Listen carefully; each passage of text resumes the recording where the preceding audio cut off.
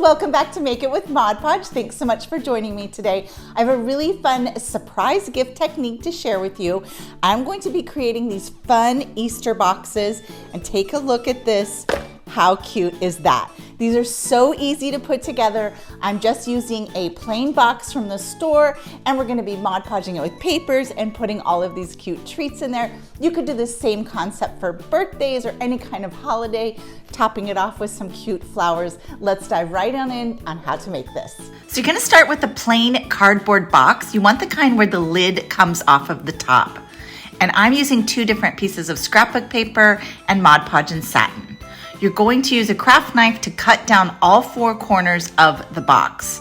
This will create the exploding or poppable box. I like to go in and just trim off any of those edges. Sometimes you might get a little bit of a rough edge.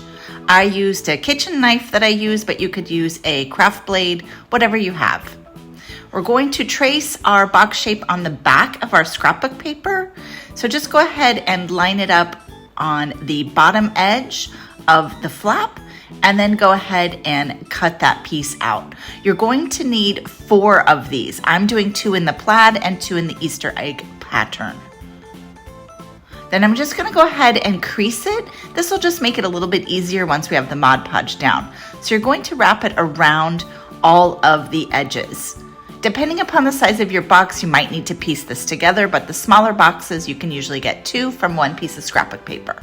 Then just apply your Mod Podge to the back of the paper. I'm doing a pretty thin coat. I don't want to use too much because I'm just trying to glue it down. I'm not using a top coat on this. I'm just using the Mod Podge as the glue. So go ahead and start placing it on the flap, and then to the inside of the box is where you're gonna do that overlap. That way you get a really nice clean finished look on the outside. And we're gonna repeat this process on all 4 sides. For this design, I did plaid on one side, going across I did plaid, and then I did the Easter eggs on the other side. So just go ahead and fill all 4 of the pieces.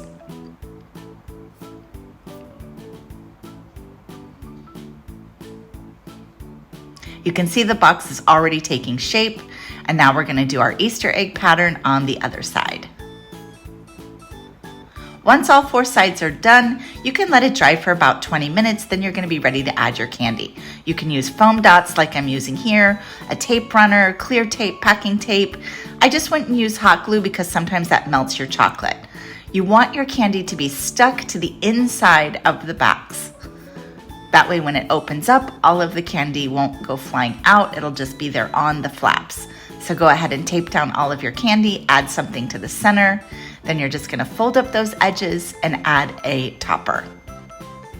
For the topper, I'm just adding some extra silk flowers. This is really just because I love working with silk flowers, so you don't really need to do this step if you don't want to.